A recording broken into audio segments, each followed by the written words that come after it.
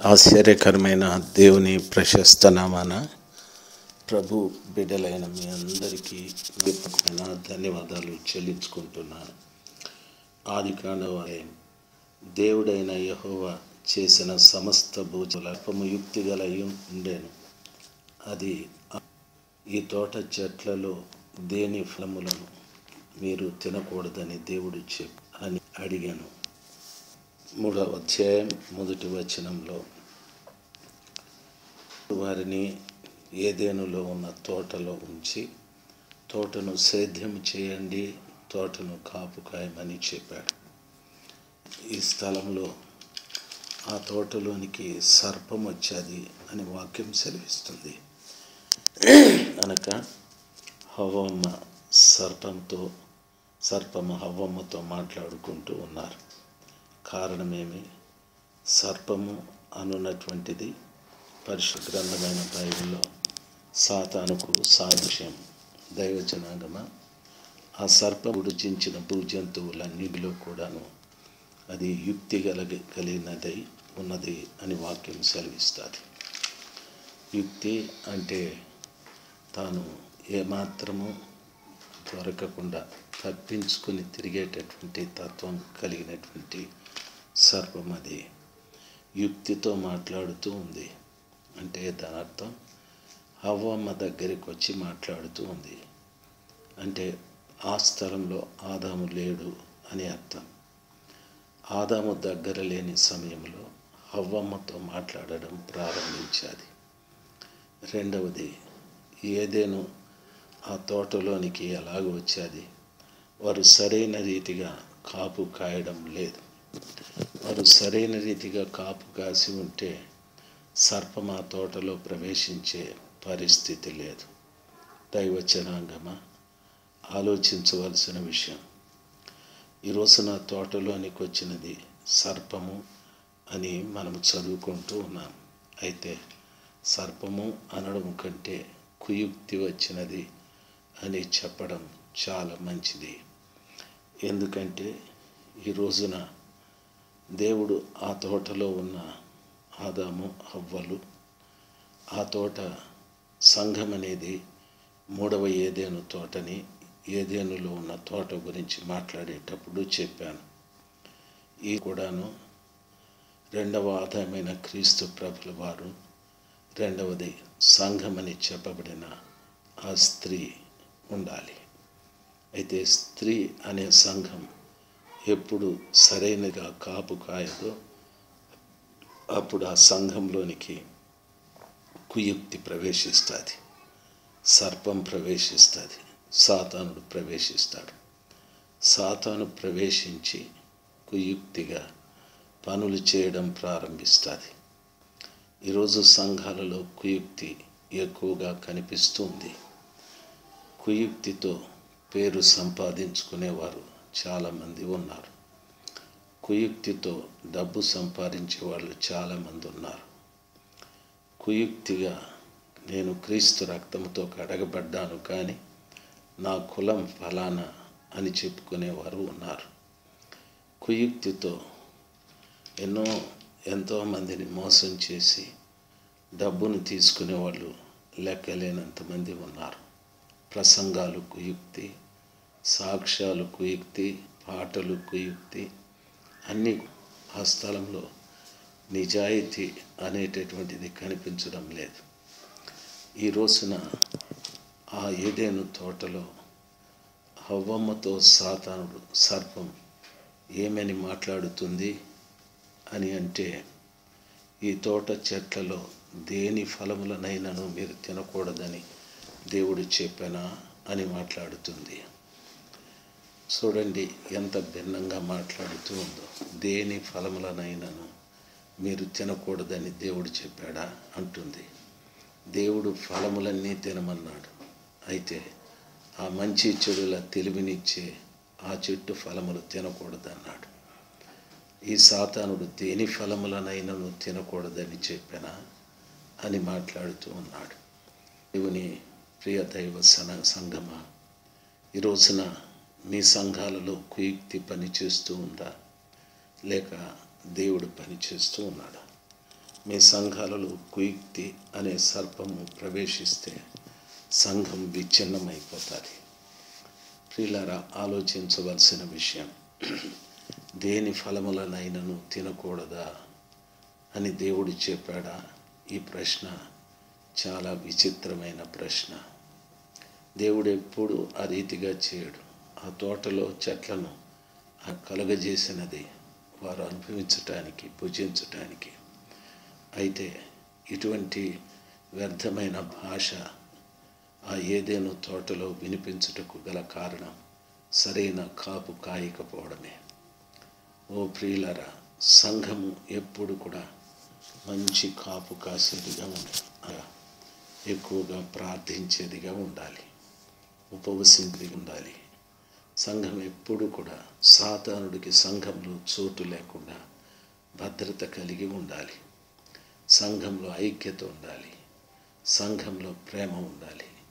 శత్రువైన సాతానుని జయించటానికి సంఘంలో క్షమాగుణం ఉండాలి, తగ్గింపు స్వభావం ఉండాలి. ఈ విధంగా సంఘంలో ఉన్న ప్రతి వారు కూడా దాన్ని పాటించాలి. ఆ రీతిగా పాటించకపోతే ఏ క్షణమైనా కుయుక్తి అని చెప్పబడిన సర్పం సంఘంలో ప్రవేశించి చాలా మంది మనుషులను కుయుక్తిగా ప్రవర్తించే వారినిగా, మాట్లాడేవారినిగా, పనులు చేసేవారినిగా చేస్తుంది. ఇప్పటికే చూడండి, ఎందరినో మనం చూస్తూ ఉంటాం, చాలా కుయుక్తిగా పనిచేస్తూ ఉంటారు. ఒక దగ్గర నేను విన్న సమాచారం, ఒక సేవకుడు క్రొత్త సంవత్సరంలో క్యాలెండర్లను ప్రింట్ చేసి, ఆ క్యాలెండర్లలో మొదటి క్యాలెండర్ ఎవరింట్లో ఉంటే వాళ్ళకి అపారమైన ఆశీర్వాదం వస్తుంది అని క్యాలెండర్ వేలంపాట పెట్టి మొదటి క్యాలెండర్ని ₹1,00,000 అమ్మాడని. ఎంత కుయుక్తి!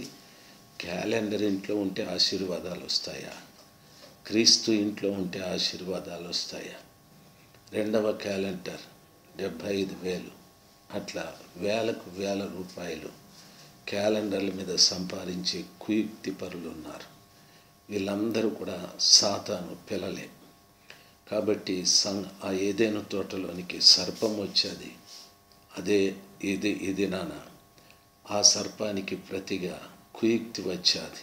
చాలామంది కుయుక్తితో వ్యవహరిస్తూ ఉన్నారు.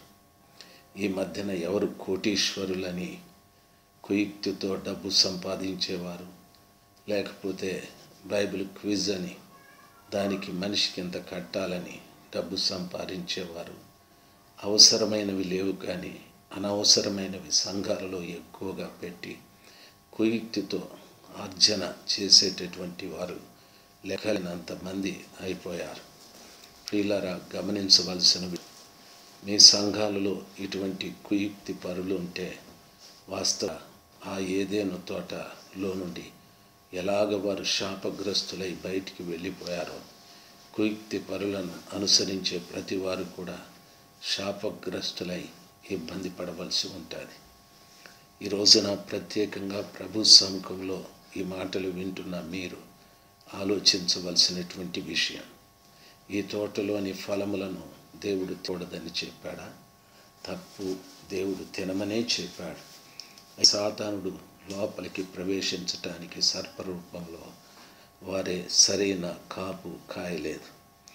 రెండవది, సాతాను ఎప్పుడు లోపలికి ప్రవేశిస్తాడు అంటే దాని అర్థం ఆదాము ఆమె దగ్గర లేడు.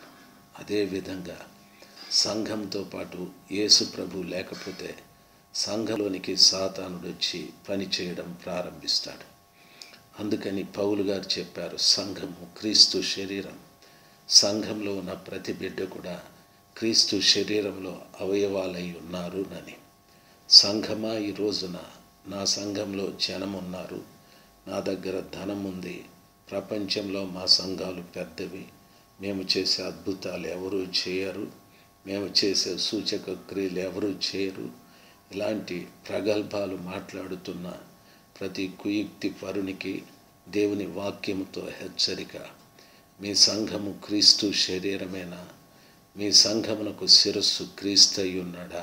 ఆలోచించాలి. సంఘము పెద్దది కాదు, సంఘము చిన్నది కాదు. సంఘము క్రీస్తు శరీరమై ఉండాలి. ఆ సంఘంలో ఉన్న ప్రతి విశ్వాసి కూడా క్రీస్తు శరీరంలో అవయవాలుగా అమర్చబడి ఉండాలి. ఆ విధమైన నిర్మాణం లేకపోతే నిజంగా మీ సంఘంలోనికి సాతానుడు ఖచ్చితంగా ప్రవేశించి పాడు చేస్తాడు. ఈ రోజున ఆ మొదటి ఏదెను తోటలో హవ్వ దగ్గర ఆదాము లేడు కాబట్టి ఒంటరిగా ఉన్న హవ్వ దగ్గరికి సాతానుడు సులభంగా వచ్చాడు. వచ్చి ఏవో మాటలు మాట్లాడుతూ ఉన్నాడు. అదేవిధంగా ఈ రోజున ప్రభు సముఖంలో ఈ మాటలు వింటున్న ప్రతి బిడ్డ, నువ్వు వెళ్ళే సంఘం కానీ లేక నీవే సేవకుడుగా ఉండి నడిపించే సంఘం కానీ, ఒకవేళ సంఘంలో విశ్వాసివో పెద్దవో ఎలాంటివి ఏ పని పాటిస్తూ ఉన్నావో అలాంటి నీవు ఆలోచించాల్సింది మీ సంఘము క్రీస్తు శరీరమై ఉండాలి. ఎప్పుడు కూడా సంఘముతో క్రీస్తుతో సంఘం కలిగి ఉండాలి. అపోస్తల కార్యం 5వ అధ్యాయంలో సాతానుడు కుయుక్తిగా పేతురు సంఘంలో ప్రవేశించడానికి ప్రయత్నం చేశాడు. అననీయ సప్పీరాల ద్వారా వారు అమ్మిన సొమ్ములో కొంత దాచి కొంత తెచ్చారు. అప్పుడు అంటున్నాడు పేతురు, అయ్యా ఆ పొలం ఎంతకు అమ్మితిరి? ఇంతకే కుయుక్తి జవాబది. అప్పుడు పేతురు అంటున్నాడు, దేవునికి పరిశుద్ధాత్మకు అబద్ధము చెప్పుటకు మీ హృదయాలను ప్రేరేపించిన వాడెవడు? ఆ పొలం అమ్మినప్పుడు ఆ సొమ్ము మీదే కదా అని యథార్థత చెప్పాడు. అయితే అబద్ధము అనే కార్యం ద్వారా సాతానుడు ఆ అననీయ సప్పీరాలతో సంఘంలోకి ప్రవేశించాలని చూశాడు. పేతురు ఆ మాట అంటూనే గడప దగ్గరే పడి చచ్చిపోయాడు. దైవ జనాంగమా, సాతానుడు కుయుక్తితో మీ సంఘాలలో ప్రవేశించటానికి వాడు ఎంతో ప్రయత్నాలు చేస్తున్నాడు. అబద్ధం ద్వారా, లేకపోతే అబద్ధం తర్వాత కుయుక్తి ద్వారా, తర్వాత మోసాల ద్వారా, రకరకాలైన పాపాల ద్వారా సంఘంలోకి ప్రవేశింప చూస్తూ ఉన్నాడు. సంఘంలోకి వాడు రాకుండా ఉండాలంటే యేసు ప్రభుల వారు సంఘంలో ఉండాలి. ఇది జాగ్రత్తగా గమనించాలి. ఈ విధమైన ఆలోచనలు మీరు విన్న తర్వాత ఒక్కసారి మీ గురించి, మీ సంఘమును గురించి, మీ గురించి ఏం ఆలోచించాలి? వెళుతున్న సంఘం క్రీస్తు శరీరం అయితే అందులో నేను క్రీస్తు శరీరంలో అవయవంగా ఉన్నానా లేదా అనేది. అది లేకపోతే నిజంగా విచారమే. నీవు కూడా శాపగ్రస్తుడిగా మారాల్సి ఉంటుంది. ఈ జ్ఞానం నీకు, నీ సంఘమునకు దేవుడు దయచేయునుగాక. ఆమెన్.